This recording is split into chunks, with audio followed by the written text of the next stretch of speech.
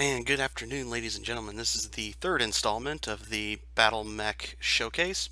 Today we'll be taking a look at the Kintaro KTO-19, produced by General Mechanics, introduction year 2587. So this one's an older model, a 55-ton medium BattleMech. Chassis was a Technocron-1, armor was Leopard 5 Ferrofibrous, engine was a Cortec 275. Communication system was an Omnicom 3.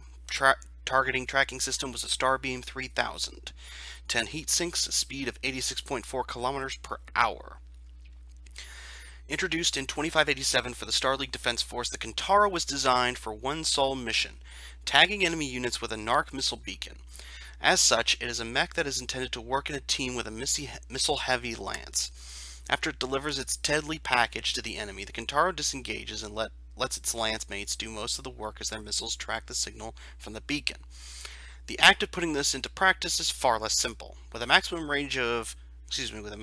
speed of 86.4 kilometers per hour, the Kintaro is not able to disengage from enemy units as easily as its designers had envisioned. And because of this, if a pilot is not observant of their surroundings and the enemy, they can find themselves in a very dangerous situation. Unfortunately, the Succession Wars saw the last known NARC factory destroyed in 2792, and the advances made during the Star League era became lost tech. The loss of NARC beacons rendered Kintaro's role unnecessary, and it became just another missile-armed mech. By the Third Succession War, the Kintaro was nearly extinct, but in the end was saved when General Dynamics rebuilt a Kintaro factory on Ozawa, though they could only produce the downgraded KTO-18 variant.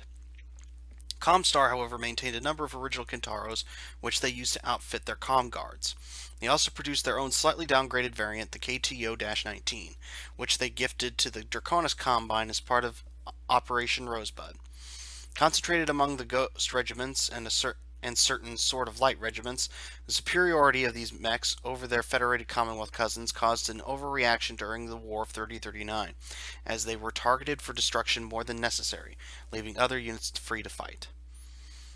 The Kintaro is designed primarily around its missile beacon, and its weapons loadout reflects this. For long-range sparring, and to provide some form of striking capability as it closes, the Kintaro carries a single Holly 5 LRM-5 launcher. When the Kintaro moves into range to actually hit the enemy with the NARC beacon, it has two HoverTech 6 SRM-6 launchers and two Magna medium lasers, making it a competent and deadly close combat mech. However, the left arm system, where the Holly 5 and one of the HoverTech 6 launchers are located, is extremely complex, requiring the entire arm to lock in place for 3 seconds while reloads stored in the torso cycle through. Sudden movements can cause the SRM system to jam, which usually requires an hour to clear before it is usable again, although jams for the LRM launcher are very rare. As yet, the reason for this difference in performance between the two systems has not yet been determined. The Kintaro we saw in our previous escapades was I believe the KTO-18, put into production during the Third Succession War for the Federated Sons by General Dynamics of Ozawa. A downgraded KTO-18 Kintaro was manufactured using the Succession Wars era technology available at the time. As far as the weapons on the mech, the then lost tech NARC beacon was replaced with an additional SRM-6, giving the Kintaro 18 increased close range capabilities. The advanced ferrofibrous plating was exchanged for 11 tons of standard armor, resulting in only a negligible loss of armor protection.